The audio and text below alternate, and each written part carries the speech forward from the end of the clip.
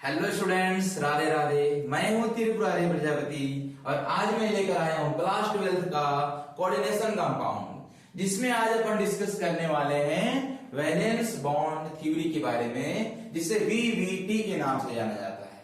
बच्चों, आप जानते होंगे कोऑर्डिनेशन कंपाउंड क्या होता है? जानते हैं क्या? कोऑर्डिनेशन कंपाउंड में एक आपका सेंट्रल मेटल एटम होता है, जैसे कि आयरन है Fe। ये जुड़ा होता है किसी लिगेंड के साथ में। मान लेते हैं लिगेंड में हमारा है साइनाइड। अगर कोऑर्डिनेशन नंबर 6 के बात किया जाए तो साइनाइड होगा 6। मतलब कि जो मेटल है इस CN से 6 अलग अलग बॉन्ड के साथ जुड़ा रहेगा, यानी कि लिगेंड हमारे पास 6 रहेंगे यहाँ पे, और ए रहते हैं कोऑर्डिनेशन स्फीयर है, और बाहर है आपका चार्ज 4-। एक तरह से होता है सॉल्ट, है ना। और इस टाइप के सॉल्ट को बोला जाता है कोऑर्डिनेशन कंपाउंड। कॉम्प्लेक्स कंपाउंड है। कॉम्प्लेक्स कंपाउंड में अब इस टाइप का क्वेश्चन दिया रहेगा आपको, और इसमें अपन अगर क्वेश्चन पूछा जाए आपसे कि इसका हाइब्रिडाइजेशन क्या है, इसका स्ट्रक्चर कैसा होगा, इसका मैग्नेटिक नेचर क्या होगा। मैग्नेटिक नेचर जानते हैं क्या? पैरामैग्नेटिक या डाईमैग्नेटिक। इसका मैग्नेटिक मोमेंट क्या होगा। तो बच्चों, हम इन सारे क्वेश्चन का आंसर देखने वाले हैं। थोड़े ही समय में हम सबका आंसर बता देंगे। ये बच्चों, इसमें क्वेश्चन आते हैं आपसे 3-4 तरह से क्वेश्चन पूछे जा सकते हैं। पहला टाइप क्वेश्चन पूछा जाएगा बच्चों कि हाइब्रिडाइजेशन। अगर कॉम्प्लेक्स कंपाउंड का आपसे हाइब्रिडाइजेशन पूछा जाए तो हम वैलेंस बॉन्ड थ्योरी यूज करते हैं। अगर कॉम्प्लेक्स कंपाउंड का, इस टाइप के कंपाउंड का अगर आपसे इसका स्ट्रक्चर पूछा जाए, स्ट्रक्चर कैसा होगा सर, तो हम वैलेंस बॉन्ड थ्योरी का यूज करेंगे। अगर इसी कंपाउंड का आपसे मैग्नेटिक नेचर पूछा जाए, मैग्नेटिक नेचर में हम 2 पॉइंट देखते हैं, paramagnetic and diamagnetic.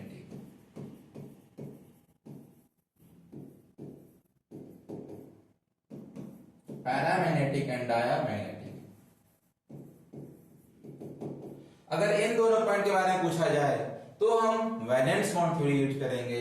And last very very very important point, अगर आपसे पूछा जाए किसके बारे में बच्चों, मैग्नेटिक मोमेंट, जिसे हम म्यू से दिखाते हैं।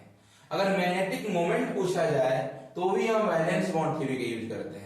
मतलब कि आप समझ के रखो, किसी भी कॉम्प्लेक्स कंपाउंड का, किसी भी कोऑर्डिनेशन कंपाउंड में अगर आपसे हाइब्रिडाइजेशन, स्ट्रक्चर या ज्योमेट्री या फिर मैग्नेटिक नेचर या फिर मैग्नेटिक मोमेंट पूछा जाए तो आप किसका यूज करोगे? वैलेंस बॉन्ड थ्योरी का यूज करोगे। सर, वैलेंस बॉन्ड थ्योरी होता क्या है? बच्चों, वैलेंस बॉन्ड थ्योरी का शुरुआत किसने किया था? वैलेंस बॉन्ड थ्योरी का शुरुआत लिनस पॉलिंग ने किया था। डेवलप्ड बाय, लिख लीजिए आप,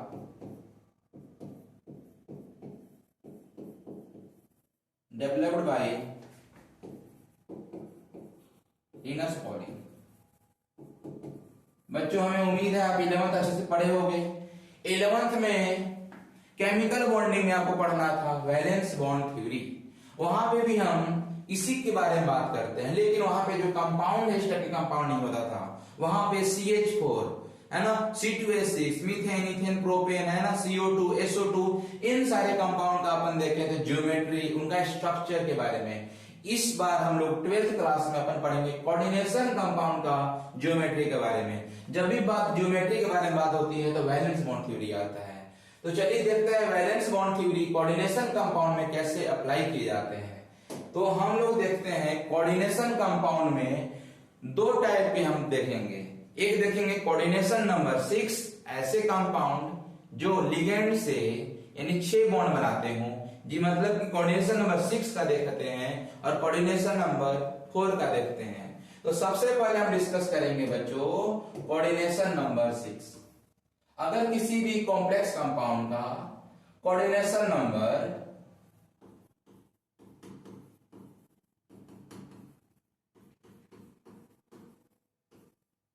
कितना होगा 6 होगा। अगर कोऑर्डिनेशन नंबर हमारा 6 है तो उस टाइम पे इसका वैलेंस बॉन्ड थ्योरी कितने होते हैं, इसके हाइब्रिडाइजेशन कितने होते हैं। तो बच्चों इस टाइम में इसका हाइब्रिडाइजेशन होता है आपके 2। कितने होते हैं 2 होते हैं। कौन कौन होते हैं सर, चलिए डिस्कस करते हैं। इसमें आपका 2 टाइप का पाया जाएगा हाइब्रिडाइजेशन। एक होता है sp3d2 एंड दूसरा होता है d2sp3। एक क्या होता है सर sp3d2 एंड सेकेंड क्या होता है d2sp3। सर दोनों में क्या डिफरेंस है सर, बच्चों दोनों में डिफरेंस होता है कि यहां पे S जिस सेल का होगा, जिस ऑर्बिटल का होगा, P भी उसी ऑर्बिटल का होगा, D भी उसी ऑर्बिटल का होगा। मतलब कि हमारे पास अगर 5 ऑर्बिट में 5s अगर है, P जो है लिया गया है P ऑर्बिट ए भी 5th नंबर से होगा 5p होगा, और D लिया गया है ए भी 5th नंबर सेल का ही होगा 5d से होगा। लेकिन यहाँ पे जो D है, S है, P है, यहाँ पे अलग अलग पाया जाएगा। कैसे देखिए, अगर मान लेते हैं S है, A है 5 नंबर ऑर्बिट से लिया गया है, P भी जो होगा 5 का ही होगा। लेकिन बच्चों ध्यान देने वाली बात है, जो D है इसके पहले वाले ऑर्बिट से लिया गया है, यानी 5 के पहले 4, यानी D कहां से आया है 4d से आया है।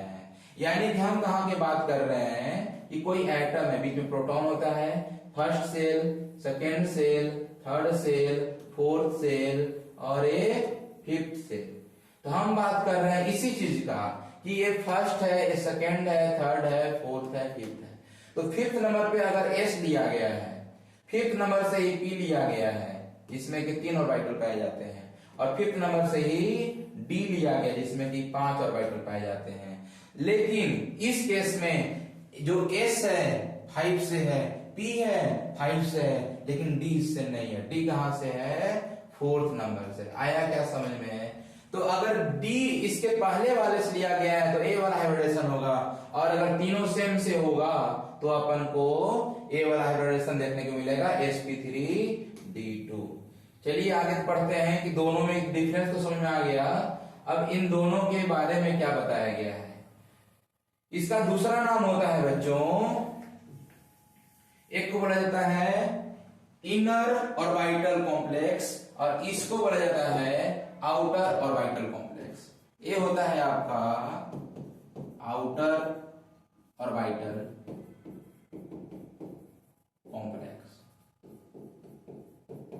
और ये होता है आपका, इसको दूसरा नाम है इनर ऑर्बिटल कॉम्प्लेक्स। सर इसे इनर ऑर्बिटल कॉम्प्लेक्स और इसे आउटर ऑर्बिटल कॉम्प्लेक्स क्यों बोलते हैं बच्चों? इसलिए बोलते हैं कि यहाँ जो D है ये इनर है, अंदर है, यानी S था 5 का, P था 5 का, लेकिन D उसके पहले इनर वाले का है 4 का है, इसलिए इसको बोलते हैं इनर ऑर्बिटल कॉम्प्लेक्स। और यहाँ पे सब क्या है बाहर में है, यानी D किसका है 5 का S, 5 का P, D किसका है इसके बाद वाले का है, यानी कि आउटर ऑर्बिटल कॉम्प्लेक्स हो गया है ना। तो इसमें अपन बात करते हैं एक और पॉइंट कि ये जो होता है हाई स्पिन कॉम्प्लेक्स होता है, हाई स्पिन कॉम्प्लेक्स। इसका मीनिंग क्या है सर? High spin complex. और एक जो होता है ये होता है आपका लो स्पिन कॉम्प्लेक्स। सर ये क्या मतलब हुआ? हाई स्पिन कॉम्प्लेक्स और लो स्पिन कॉम्प्लेक्स का मीनिंग ये हुआ, स्पिन का मीनिंग तो आपको पता ही होगा। चलिए आगे डिस्कस करते हैं। लो स्पिन कॉम्प्लेक्स में क्या होता है और हाई स्पिन कॉम्प्लेक्स में क्या होता है। हम लो स्पिन कॉम्प्लेक्स इधर देखते हैं और हाई स्पिन कॉम्प्लेक्स अपन इधर डिस्कस करते हैं। तो देखिए इधर है आपका लो स्पिन कॉम्प्लेक्स एंड इधर है आपका हाई स्पिन कॉम्प्लेक्स।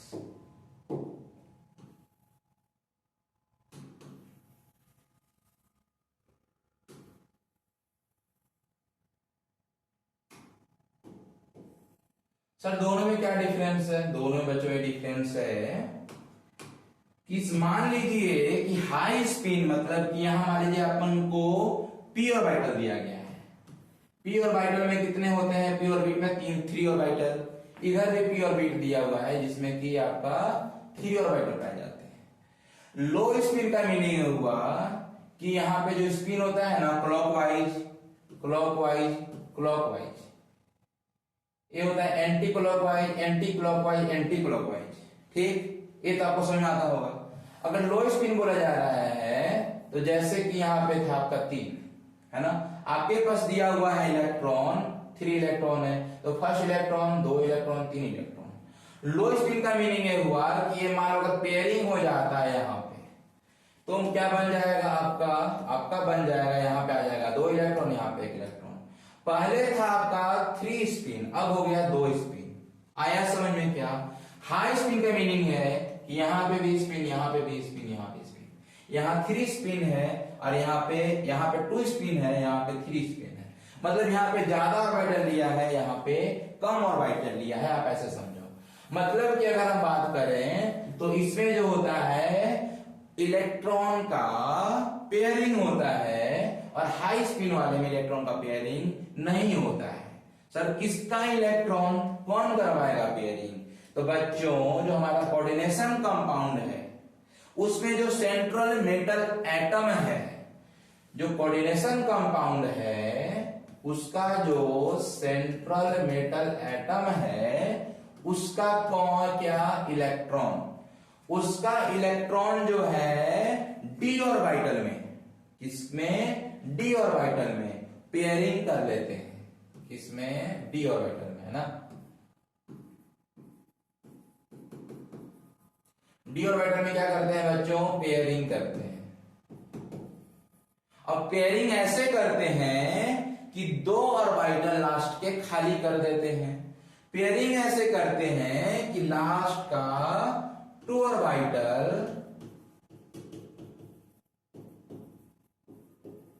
वैकेंट हो जाता है। तो इस टाइप के हम बोलते हैं लो स्पिन कॉम्प्लेक्स। करवाता कौन है? ये सारी चीज करवाता है आपसे स्ट्रॉन्ग लिगेंड। ये तब होगा जब जुड़ा रहेगा क्या? Strong ligand. If strong ligand, अगर स्ट्रॉन्ग लिगेंड रहेगा, अगर किसी सेंट्रल मेटल एटम के साथ अगर स्ट्रॉन्ग लिगेंड जुड़ा रहेगा तो क्या करेगा जी? इस सेंट्रल मेटल एटम का इलेक्ट्रॉन जो है डी ऑर्बिटल का जो है वो पेयरिंग हो जाएगा। मतलब कि आप ऐसे समझो कि अगर मान लो कि डी ऑर्बिटल दिया हुआ है, डी ऑर्बिटल में डी ऑर्बिट में कितना ऑर्बिटल? 5। मान लो कि यहां पे दिया हुआ इलेक्ट्रॉन आपके पास 6 इलेक्ट्रॉन है। कैसे भरेंगे सर? 1 2 3 4 5 6। तो होता क्या है, अगर यहाँ पे स्ट्रॉन्ग लिगेंड के साथ जुड़ा होता तो ये जो इलेक्ट्रॉन दिख रहा है क्या आपको, इधर पेयर कर जाता, ए वाला इलेक्ट्रॉन यहां चला जाता। तो अल्टीमेटली आपको देखने को क्या मिलता कि यहां से इलेक्ट्रॉन गायब होकर यहां देखने को मिलेगा। मतलब कि अगर मैं आपको बताऊं तो इलेक्ट्रॉन आपका इस टाइप से हो जाएगा, 1 2 3 4 5 हो गया। यहाँ पे दो इलेक्ट्रॉन था ही, ये वाला इलेक्ट्रॉन यहाँ जब आ जाएगा तो यहाँ पे आपका हो जाएगा 2 इलेक्ट्रॉन, और ये वाला जब इलेक्ट्रॉन यहाँ पे आ जाएगा तो यहाँ पे भी हो जाएगा 2 इलेक्ट्रॉन। देखो पहले था कितना स्पिन? 1 2 3 4 5 ऑर्बिटल में स्पिन था, अब कितना हो गया? 1 2 3 में हो गया। यानी कि पेयरिंग हो जाने से लो स्पिन हो जाता है। लो स्पिन किसमें होता है? जब स्ट्रॉन्ग लिगेंड जुड़ा होता है। समझ में आया क्या? सेम इसी तरह से हाई स्पिन कॉम्प्लेक्स में होगा तो यहाँ पे कंडीशन क्या रहेगा बच्चों? यहाँ पे रहेगा week ligand. If week ligand, अगर आपके पास वीक लिगेंड दिया हुआ है, वीक लिगेंड रहेगा तो सेंट्रल मेटल एटम का जो इलेक्ट्रॉन होगा, कौन सा ऑर्बिटल? डी ऑर्बिटल की बात किया जा रहा है, वहां पे पेयरिंग नहीं होगा, नोट पेयरिंग। एक बात ध्यान रखना है, पेयरिंग अगर पॉसिबल होगा तभी पेयरिंग होगा, पॉसिबल नहीं होगा तो पेयरिंग नहीं होगा। यहाँ पे अगर है डायरेक्टली बोल दिया गया है नॉट पेयरिंग, वहां पे है पेयरिंग, मतलब वहां पेयरिंग होगा और यहाँ पे पेयरिंग नहीं होगा। मतलब कि ऐसे कौन कौन से लिगेंड है भाई, तो लिगेंड का एग्जांपल हो जाएगा आपका, वहां पे भी अपना एग्जांपल देख लो, है ना। एग्जांपल जैसे होता है आपका CO, जैसे होता है CN, इस टाइप के लिगेंड अगर जुड़े रहेंगे तो ये क्या होता है, स्ट्रॉन्ग लिगेंड में कहलाते हैं, है ना। या फिर पाई एसिड लिगेंड भी हो सकता है, या फिर पाई एसिड लिगेंड, है ना, CN। इसके अलावा जितने भी पाई एसिड लिगेंड होते हैं वो सारे चीज क्या करवाते हैं, वो आपका करवाते हैं इस लो स्पिन कॉम्प्लेक्स। और इसमें क्या क्या एग्जाम्पल आ जाएगा, इसमें बहुत अच्छा एग्जाम्पल है पानी या फिर कोई हैलोजन। हैलोजन में क्या क्या आता है जी, फ्लोरीन, क्लोरीन, ब्रोमीन, आयोडीन, इस टाइप की चीजें अगर जुड़ी रहेगी लिगेंड के फॉर्म में तो वहां पे क्या होता है बच्चों, पेयरिंग नहीं होगा। चलिए अपन देखते हैं, क्वेश्चन सॉल्व करते हैं। तो क्वेश्चन में क्या पूछा जाएगा आपसे, क्वेश्चन में पूछा जाएगा आपसे चार चीजें, क्या चार चीजें, हाइब्रिडाइजेशन, स्ट्रक्चर, या फिर पूछा जा सकता है मैग्नेटिक नेचर, या पूछा जा सकता है मैग्नेटिक मोमेंट। तो इनको सॉल्व करने के लिए हमारे पास चार क्वेश्चन आ सकते हैं। तो मेरे पास 4 पॉइंट्स हैं, बस वो 4 पॉइंट्स आप याद रखो, आपसे सारा क्वेश्चन बन जाएगा।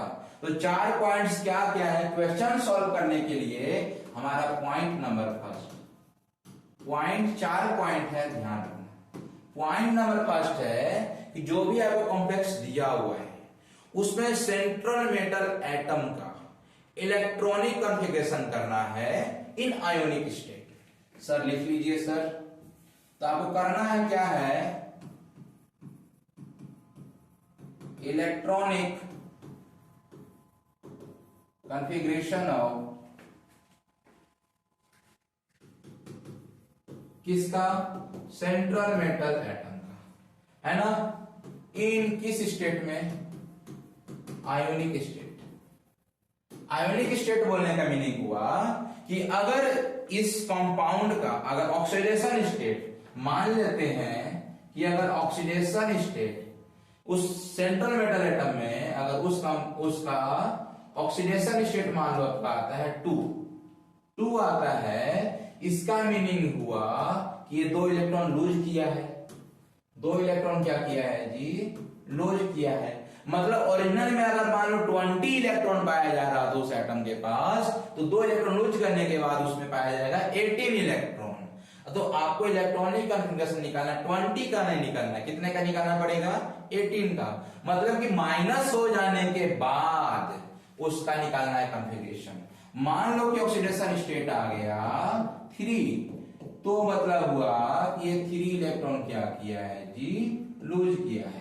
तो 3 इलेक्ट्रॉन लूज होने के बाद जो उसके पास इलेक्ट्रॉन बचेगा, हम उसका इलेक्ट्रॉनिक कॉन्फ़िगरेशन निकालेंगे। मान लो कि ऑक्सीडेशन स्टेट आ रहा है -3, मतलब कि ये -3 कब आता है, जब 3 इलेक्ट्रॉन को गेन किया है। क्या किया है, 3 इलेक्ट्रॉन को गेन किया है। अब गेन करने के बाद जो इलेक्ट्रॉन इसके पास होगा, हम उतने नंबर को निकालेंगे इलेक्ट्रॉनिक कॉन्फ़िगरेशन। आया क्या समझ में। Second point sir, second point बच्चों ये होता है कि आप देखोगे किसको, लिगेंड्स को।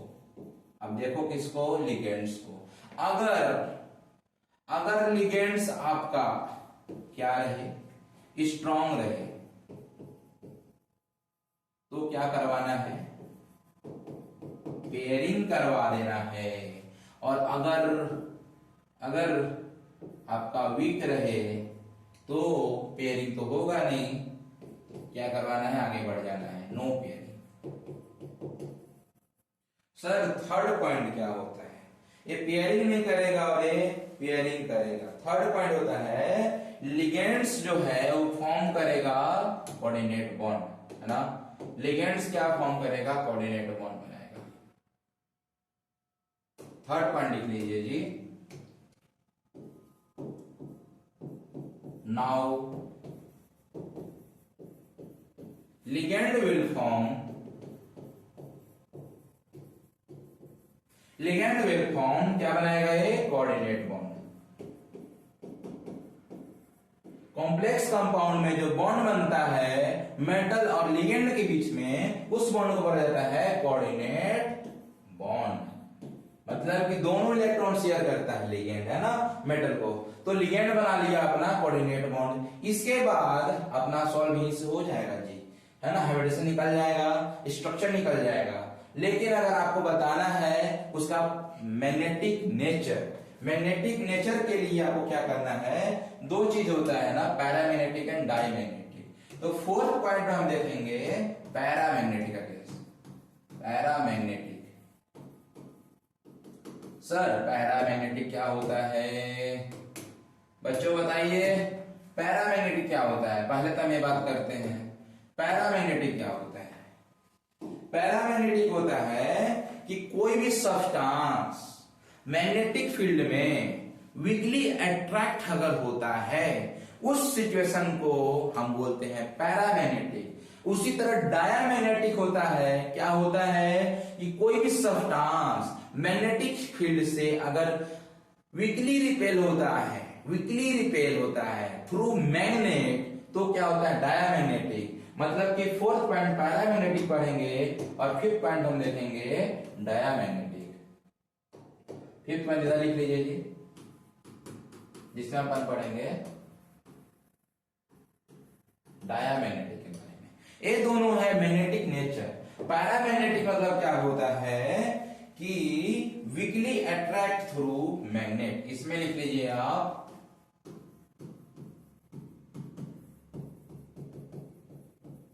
वीकली अट्रैक्ट थ्रू मैग्नेट, और इस साइड में हो जाएगा आपका वीकली रिपेल थ्रू। सर ऐसा क्यों, है ना जी, थ्रू मैग्नेट। ऐसा क्यों सर, ऐसा इसीलिए होता है कि इसमें जो होता है अनपेयर्ड इलेक्ट्रॉन पाए जाते हैं और इसमें अनपेयर्ड इलेक्ट्रॉन नहीं पाए जाते हैं, है ना। तो इसका सेकेंड पॉइंट लिख लीजिए बच्चों, बिकॉज इसमें क्या होता है अनपेयर्ड इलेक्ट्रॉन, मतलब इसमें all electron are paired, because all electron are paired. इसमें क्या पाया जाता है, unpaired electron, because it have unpaired electron. देखो अनपेयर्ड इलेक्ट्रॉन है, सिंगल है, तो भैया अट्रैक्ट तो होगा ना। और ये दो दो के साथ जुड़ा हुआ है, वाइफ हस्बैंड साथ में है, तो क्या है किसी और के मतलब अट्रैक्ट होंगे क्या, नहीं होंगे, रिपेल होंगे, है ना। तो जो सिंगल है भैया वो अट्रैक्ट होगा, जो सिंगल नहीं है रिपेल होगा। आई बात समझ में। तो पैरामैग्नेटिक और डायामैग्नेटिक यही होता है। इसके बाद अपन डिस्कस करेंगे एक लास्ट पॉइंट जो very very very important point है जी, जिसका नाम है मैग्नेटिक मोमेंट। तो कहां डिस्कस करते हैं, यही करते हैं ना डिस्कस मैग्नेटिक मोमेंट के बारे में। मैग्नेटिक मोमेंट, है ना, चलिए देखते हैं मैग्नेटिक मोमेंट क्या होता है। तो 6 नंबर पॉइंट देखेंगे अपन, मैग्नेटिक मोमेंट। आपका टॉपिक कंप्लीट होने वाला है, जस्ट ये लास्ट पॉइंट है। तो अगर पर बस क्वेश्चन करने वाला है, 3-4 क्वेश्चन करेंगे, उसके बाद coordination number 4 same to same रहेगा, वहां पे उससे कुछ क्वेश्चन करेंगे, आपका चैप्टर क्या हो जाएगा, कंप्लीट हो जाएगा। कोऑर्डिनेशन नंबर 4 के लिए हम वीडियो सेकंड बना लेंगे और ये वीडियो रहेगा अपना फर्स्ट। देखते हैं। तो मैग्नेटिक मोमेंट को डिनोट किया जाता है बच्चों म्यू से। किससे, म्यू से। तो मैग्नेटिक मोमेंट का फॉर्मूला होता है कि mu is equal to n into n plus 2, ये रहेगा सारा का सारा अंडर रूट में, यानी under root n into n plus 2, where n is number of unpaired electron. आया बात समझ में, नंबर ऑफ अनपेयर्ड इलेक्ट्रॉन। तो क्वेश्चन में आप जब उसका करोगे कॉन्फ़िगरेशन, तो जितना अनपेयर्ड इलेक्ट्रॉन पाया जाएगा। सर अनपेयर्ड और पेयर्ड क्या होते हैं? तो देखो अगर ऐसे मान लो आपको दिया हुआ है पी ऑर्बिट में 3 ऑर्बिटल, अगर इलेक्ट्रॉन आपका ऐसे है अनपेयर्ड है, इलेक्ट्रॉन ऐसे है अनपेयर्ड है, ऐसे है तो भी अनपेयर्ड है, 3 इलेक्ट्रॉन अनपेयर्ड है। अगर सर चौथा इलेक्ट्रॉन यहां चला गया तो सर ए वाला पेयर्ड है लेकिन अनपेयर्ड तो है ना, अभी भी अनपेयर्ड है 2 इलेक्ट्रॉन, तो अभी भी पैरामैग्नेटिक होगा। एक इलेक्ट्रॉन और आ जाए अभी भी पैरामैग्नेटिक होगा। क्यों? क्योंकि एक इलेक्ट्रॉन है जो सिंगल है। अब ए भी इलेक्ट्रॉन अगर फिल हो जाए तो ए भी पेयर, ए भी पेयर, ए भी पेयर, तो हम पेयर्ड अनपेयर्ड देते हैं पूरे ऑर्बिट में। कि पूरे ऑर्बिट का जितना भी ऑर्बिटल है सबका सब पेयर्ड है कि नहीं है। अगर एक भी इलेक्ट्रॉन अनपेयर्ड रहेगा तो पैरामैग्नेटिक कहलाएगा, और सारा का सारा जब पेयर्ड हो जाएगा तो डायमैग्नेटिक कहलाएगा। बच्चों डायमैग्नेटिक हो गया, सबका सब पेयर्ड हो गया, यानी कि n इज इक्वल टू 0। और जब यहाँ 0 पुट करोगे, 0 किसी भी नंबर से मल्टीप्लाई करोगे तो 0 आएगा, √0 मतलब 0। यानी कि जब डायमैग्नेटिक आएगा आपको तो मैग्नेटिक मोमेंट क्या पाया जाएगा? 0 पाया जाएगा। चलिए बच्चों अपन डिस्कस करते हैं, क्वेश्चन की ओर बढ़ते हैं। आप इसे लिख लीजिए, है ना। अब अपन देखते हैं कुछ क्वेश्चंस करते हैं, तो लिखिए एक्सप्लेन। चलिए क्वेश्चन करते हैं। क्वेश्चन लिखिए जी, एक्सप्लेन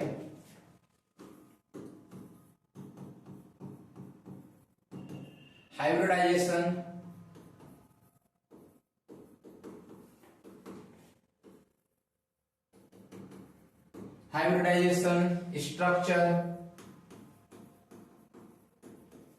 स्ट्रक्चर मैग्नेटिक कैरेक्टर या magnetic nature, magnetic character and magnetic moment of question number first. Question number first है आपका NiH2O NiH2O6 और यहां पे चार्ज रहेगा आपका 2+। चलिए क्वेश्चन दे दिया गया है, अपन सॉल्व करते हैं। तो सबसे पहले मेरा काम है ऑक्सीडेशन स्टेट निकालना इस मेटल का। देखो यहाँ पे है सेंट्रल मेटल एटम, ये है लिगेंड। आया बात समझ में? तो सेंट्रल मेटल एटम का हम निकालेंगे ऑक्सीडेशन स्टेट। तो इस निकालने के लिए अपन इसको मान लेंगे x, नहीं पता है तो क्या मानेंगे x। H2O का होता है क्या? 0 × 6 मतलब plus 0 × 6 is equal to overall charge कितना दिया है? 2। 0 को मल्टीप्लाई करोगे तो 0 आएगा, यानी x इज इक्वल टू 2 आया। मतलब कि निकेल जो है ये अपना ऑक्सीडेशन स्टेट 2 है, यानी कि 2 इलेक्ट्रॉन 2 प्लस हो गया, इन 2 इलेक्ट्रॉन दिया है। तो हम अगर निकालना है हमें क्वेश्चन सॉल्व करने के लिए तो Ni2+ का हमें निकालना रहेगा इलेक्ट्रॉनिक कॉन्फ़िगरेशन। पहला पॉइंट बच्चों यहां देखिए क्या है, इलेक्ट्रॉनिक कॉन्फ़िगरेशन निकालना है सेंट्रल मेटल एटम का इन आयोनिक स्टेट। आयोनिक स्टेट निकाल लिए, 2 है, 2 इलेक्ट्रॉन लूज हो गया, तो 2 इलेक्ट्रॉन लूज होने के बाद उसका निकालेंगे अपन इलेक्ट्रॉनिक कॉन्फ़िगरेशन।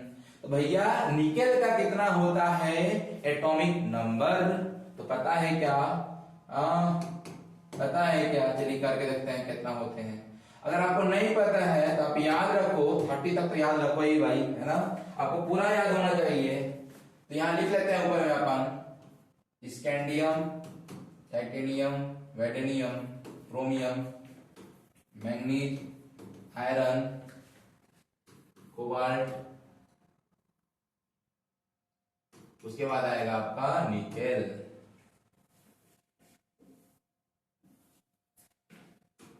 उसके बाद है कॉपर, उसके बाद आएगा जिंक।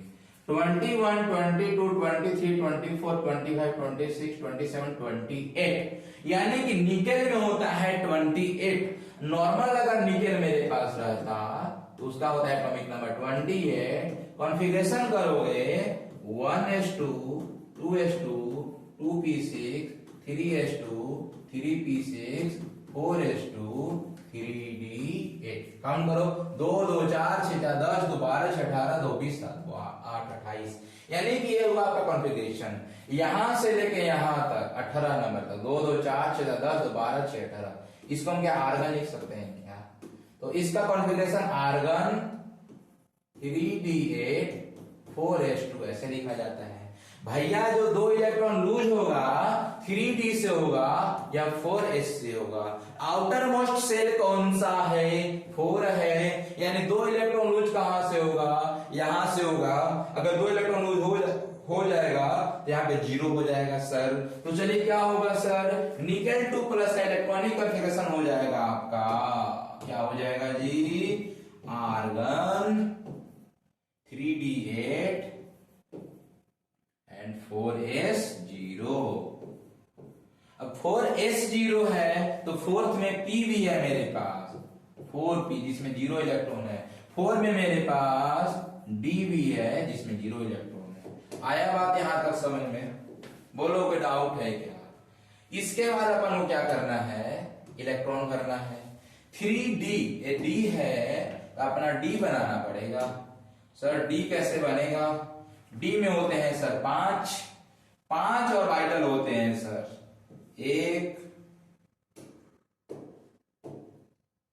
1 2 3 4 5 8 इलेक्ट्रॉन कैसे भरेगा सर? 8 इलेक्ट्रॉन भरेगा आपका 1 2 3 4 5 6 7 8 भर गया। उसके पास s जो है 0 है और s आपका होता है ओनली 1।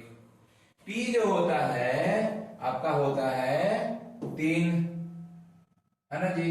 और d होता है फर्दर आपका रहेगा 5। कर लेते हैं यहाँ पे 3 1 2 3 इसको 5 करना है 1 2 3 4 5 हो गया।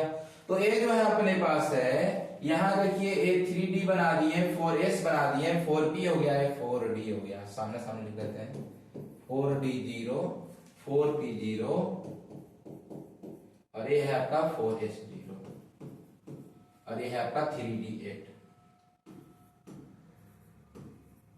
अब आप मुझे ये बताइए दूसरा पॉइंट पे आइए। अपना पहला पॉइंट था इलेक्ट्रॉनिक कन्फिगरेशन करना है, कर लिए और ऐसे बॉक्स बना के दिखा दिए। दूसरा पॉइंट बोला लिगेंड देखिए कि सर स्ट्रॉन्ग है कि वीक है। अगर स्ट्रॉन्ग है पेयरिंग हो जाएगा कौन? D orbital. और वीक है तो पेयरिंग नहीं होगा। सर यहाँ क्वेश्चन में क्या दिया हुआ है? क्वेश्चन में H2O दिया है लिगेंड में। और जो H2O होता है बच्चा लोग, जो H2O होता है अपन को निकल का तो काम है नहीं जी, है ना? देख रहने देते हैं। H2O जो होता है क्या होता है? वीक लिगेंड होता है। मैं लिख पाया हूं अभी जस्ट पीछे वीक लिगेंड, है ना? तो जो वीक लिगेंड होता है जी उसमें पेयरिंग होता है क्या? No pairing. तो जब पेयरिंग नहीं होगा तो क्या रूम खाली है क्या? भैया ये उसी टाइप की बात हो गया कि आप मिडिल क्लास फैमिली, आपके पास 3 रूम है। एक रूम में मम्मी पापा रहते हैं, एक रूम में छोटा भाई, दूसरा रूम में एक बड़ा भाई रहता है। आपके अगर फूफा जी आते हैं, बहुत अच्छे रिश्तेदार, जीजा जी आते हैं, कोई बहुत अच्छे रिश्तेदार आते हैं, नाना जी आते हैं, तो मम्मी क्या बोलती है? ए बाबू चले जाओ बड़का भैया के रूम में सो जाओ, तो रूम खाली कर दो, नाना जी आए हैं। तो ये रूम खाली कर देते हैं, यहां से निकल के चले जाते हैं उधर रहने साथ में। लेकिन अगर वही जगह पे नाना के जगह पे अगर कोई पड़ोसी वाले के फूफा जी आए हों, बहुत दूर के रिश्तेदार आए हों जिनको आप पसंद नहीं करते हैं, तो क्या उनके लिए रूम खाली करोगे? यानी जो वीक लिगेंड होगा उसके लिए आप रूम खाली करके शिफ्ट नहीं करोगे, और जो स्ट्रॉन्ग लिगेंड होगा आपका मजबूरी में शिफ्ट करना पड़ेगा, है ना जी? तो उसी टाइप से यहाँ पे ध्यान दो कि H2O जो है कोई वैल्यू नहीं है, वीक लिगेंड है, और वीक लिगेंड है तो ये पेयरिंग नहीं होगा। पेयरिंग नहीं होगा तो जो पानी आया है कहाँ रहेगा? सर जहां जहां रूम खाली है वहां रहेगा। तो रूम कहाँ कहाँ खाली है जी? तो रूम यहाँ खाली है। रूम यहाँ खाली है तो यहाँ पे बॉन्ड बनाएगा H2O। ये बॉन्ड है जी कोऑर्डिनेट बॉन्ड।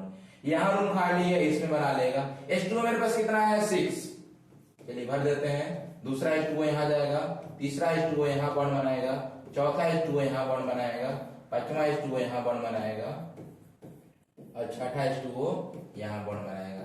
तो यहाँ ध्यान दीजिए कि S का एक यूज हुआ है, P का 3 यूज हुआ है और D का 2 यूज हुआ है। यानी कि हमें अगर लिखना रहे इसका हाइब्रिडाइजेशन, मुझे लिखना रहे इसका हाइब्रिडाइजेशन, मुझे लिखना रहे इसका क्या हाइब्रिडाइजेशन। तो हाइब्रिडाइजेशन क्या हो जाएगा सर, हाइब्रिडाइजेशन हो जाएगा इसका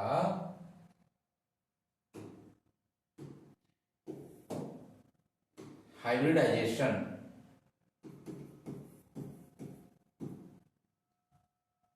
बी आकर लिखते हैं। हाइब्रिडाइजेशन हो गया, S एक आया है, P 3 आया है और D 2 आया है, sp3d2। और जो sp3d2 होता है बच्चों, यहाँ पे आप नोट कर लो स्टार्टिंग में, जो sp3d2 होता है यहाँ पे इसका स्ट्रक्चर आप लिख लो कि ये भी ऑक्टाहेड्रल होता है और ये भी ऑक्टाहेड्रल होता है। मतलब sp3d2 पाया जाएगा, तो इसका स्ट्रक्चर कैसा पाया जाएगा बच्चों, ऑक्टाहेड्रल। ये भी कैसा रहेगा, dsp3 रहेगा, d2sp3 रहेगा, ये भी कैसा स्ट्रक्चर पाया जाएगा, ऑक्टाहेड्रल। याद कर लेना, ऑक्टाहेड्रल पाया जाता है जी। मतलब कि हमें यहाँ हाइब्रिडाइजेशन sp3 है, इसका स्ट्रक्चर क्या हो जाएगा जी, स्ट्रक्चर मतलब स्ट्रक्चर हो जाएगा आपका ऑक्टाहेड्रल। ऑक्टाहेड्रल हो गया स्ट्रक्चर। अगर मैं बात करूं इसका मैग्नेटिक नेचर का, मैग्नेटिक नेचर का, पैरामैग्नेटिक है, डायमैग्नेटिक है, अनपेयर्ड इलेक्ट्रॉन देखो कहां है क्या कहीं सर, यहाँ पे अनपेयर्ड इलेक्ट्रॉन, यहाँ पे अनपेयर्ड इलेक्ट्रॉन, दोनों अनपेयर्ड है सर, मतलब दो अनपेयर्ड इलेक्ट्रॉन है, मतलब क्या है, पैरामैग्नेटिक है। क्या है, पैरामैग्नेटिक है। और सर अगर मैं बात करूं मैग्नेटिक मोमेंट का, ये मैं बात करूं म्यू का, तो फॉर्मूला होता है under root n into n plus 2, where n is number of unpaired electron, where n is equal to 2, मतलब कि अंडर रूट 2 इंटू 2 प्लस 2 यानी कि 4, 4 2 जा 8, under root 8 answer. Under root अगर 9 रहता तो आंसर 3 होता, अंडर रूट 8 है यानी 3 से थोड़ा कम होगा, मतलब कि अप्रॉक्स वैल्यू आएगा 2.75 है ना। इसका यूनिट होता है dm, बोर मैग्नेट्रॉन है ना। तो ये आपका हो गया बोर मैग्नेट्रॉन, 2.75 मैग्नेटिक मोमेंट हो गया, हाइब्रिडेशन निकल गया, sp3d2 आ गया, स्ट्रक्चर आ गया ऑक्टाहेड्रल, मैग्नेटिक नेचर आ गया पैरामैग्नेटिक। तो बच्चों इसी टाइप के क्वेश्चन दिए रहते हैं आपको और पूछे जाते हैं कि आप ये बताओ कि इस टाइप के क्वेश्चन में हाइब्रिडेशन क्या होगा, है ना, स्ट्रक्चर क्या होगा, मैग्नेटिक नेचर क्या होगा और म्यू क्या होगा। चलिए क्वेश्चन और डिस्कस करते हैं, उसके बाद अपना वीडियो क्लोज करेंगे। तो दूसरा टाइप का क्वेश्चन है मेरे पास FeCN6 4 माइनस। FeCN6 जल्दी जल्दी करते हैं हम। क्वेश्चन है मेरे पास बी क्वेश्चन, FeCN6 4 माइनस। सबसे पहला काम ऑक्सीडेशन स्टेट निकालना है, इसे मानेंगे x, Cn का होता है -1 यानी हो जाएगा -6, ये हो जाएगा इक्वल टू -4, तो x इज इक्वल टू हो जाएगा 6 इधर जाएगा -4 प्लस 6 यानी x बराबर आ गया हमारा 2। x बराबर 2 आ गया, मतलब कि हमें निकालना है Fe2 प्लस का इलेक्ट्रॉनिक कॉन्फ़िगरेशन। नॉर्मल Fe का इलेक्ट्रॉनिक नंबर कितना है, 21 22 23 24 25 26। नॉर्मल कितना होता है, 26 होता है, नॉर्मल 26 होता है, Fe2 प्लस में कितना हो जाएगा, 24 हो जाएगा। देखिए यहाँ पे मैं करके दिखाता हूँ, Fe26 इसका इलेक्ट्रॉनिक कॉन्फ़िगरेशन हो जाएगा, पहले आर्गन दे दीजिए 18 हो गया है ना, उसके बाद आ जाएगा आपका 3d6 4s2 है ना, 18 19 20 6 26 हो गया। अब 2 इलेक्ट्रॉन लूज होगा तो कहां से होगा, यहां से लूज हो जाएगा। लूज होने के बाद आपको मिलेगा आपको आर्गन 3d6 और 4s0। सर इसका अगर मैं बनाऊं ऑर्बिट ऐसे बनेगा, इसमें बनेगा 5 6 इलेक्ट्रॉन है, 6 इलेक्ट्रॉन है, 1 2 3 4 5 6। सर एस ऐसा रहता है, एस में कोई इलेक्ट्रॉन नहीं है। अब 4s आ गया तो 4p भी रहेगा, 4p भी रहेगा, 4d भी रहेगा। इसमें भी 0 इलेक्ट्रॉन, इसमें भी 0 इलेक्ट्रॉन है ना, वैकेंट है पूरा का पूरा। ये हो गया p अपना हो गया, और ये अपना है d, है ना। यहाँ पे 3 और वाइटर इसमें रहेगा 5। ठीक है, अब देखिए सर क्या होगा, यहाँ देखिए Cn लगा हुआ है। क्या लगा हुआ है? Cn लगा हुआ है। और Cn हम पढ़े हैं कैसा होता है, स्ट्रॉन्ग लिगेंड होता है सर। स्ट्रॉन्ग लिगेंड जो होता है वो क्या करवाता है सर, पेयरिंग करवा देता है। मतलब नाना जी आए हैं तो इस बच्चे को यहाँ से उठकर कहाँ जाना पड़ेगा, यहाँ जाना पड़ेगा, इसको उठ के यहाँ जाना पड़ेगा। मतलब पेयरिंग जब हो जाएगा जी तो पेयरिंग आपको मिलेगा किस टाइप से मिलेगा, पेयरिंग हो जाने के बाद आपको इसमें इलेक्ट्रॉन देखने को मिलेगा कुछ इस टाइप से, है ना। ये 5 है आपका, 5 बन गया क्या, समझ में आ रहा है बच्चों? बोलिए 5 है तो यहाँ पेयरिंग हो गया। इलेक्ट्रॉन यहाँ जाने के बाद यहाँ पेयरिंग हो गया, इलेक्ट्रॉन यहाँ जाने के बाद यहाँ पेयरिंग हो गया। देखिए 2 वैकेंट खाली हो गया। आपको 2 ही खाली करने थे, 2 खाली हो गया। अब यहाँ पे एस ऐसा का ऐसा ही रहेगा सर, एस यहाँ पे ऐसा का ऐसा ही रहेगा, और पी जो है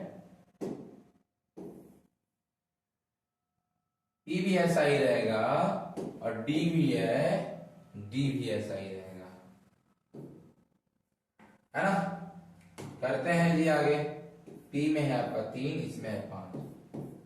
ठीक है, अब जो इलेक्ट्रॉन साइनाइड आएगा, साइनाइड कहाँ कहाँ जाएगा, सब यहाँ पे खाली है। साइनाइड, पहला साइनाइड यहाँ बॉन्ड बनाएगा, यहाँ चला जाएगा। दूसरा साइनाइड यहाँ बॉन्ड बनाएगा, यहाँ चला जाएगा। तीसरा साइनाइड यहाँ बॉन्ड बनाएगा, यहाँ चला जाएगा। चौथा साइनाइड इसके साथ, पांचवा साइनाइड इसके साथ, और छठा साइनाइड इसके साथ। सर यहाँ पे हाइब्रिडेशन क्या हो जा रहा है, तो बच्चों यहाँ पे हाइब्रिडेशन हो रहा है आपका। तो बताओ क्या क्या हो रहा है जी।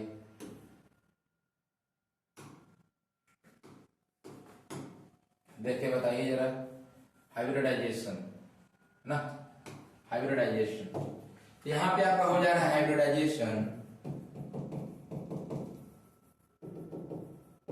देखिए यहाँ पे जा रहा है डी है, यानी डी में कितना गया है, Cn 2 गया है तो D2। S में गया है 1 तो D2 S। P कितना है 3 तो P में 3। अब हाइब्रिडेशन हो गया D2 sp3। यहाँ पे अगर मैं बात करूं स्ट्रक्चर का, स्ट्रक्चर क्या होता है जी, स्ट्रक्चर होता है आपका ऑक्टाहेड्रल। अगर मैं बात करूं इसका मैग्नेटिक नेचर का, तो मैग्नेटिक नेचर हो जाएगा आपका, क्या यहाँ पे अनपेयर्ड इलेक्ट्रॉन है, नहीं है, तो क्या हो जाएगा, डाया मैग्नेटिक हो जाएगा। और मैं आपको बताया था डाया मैग्नेटिक रहता है, यानी n बराबर 0 हो गया तो म्यू बराबर क्या हो गया, 0 हो गया। तो बच्चों बस इसी टाइप से आपको क्वेश्चन सॉल्व करने रहते हैं। आगे मैं इसका नेक्स्ट वीडियो लाऊंगा जिसमें मैं 2-3 क्वेश्चन और करने के बाद मैं आपका स्टार्ट करवाऊंगा कोऑर्डिनेशन नंबर 4 पे किस टाइप के क्वेश्चन आते हैं और कैसे बनाए जाते हैं। Thank you.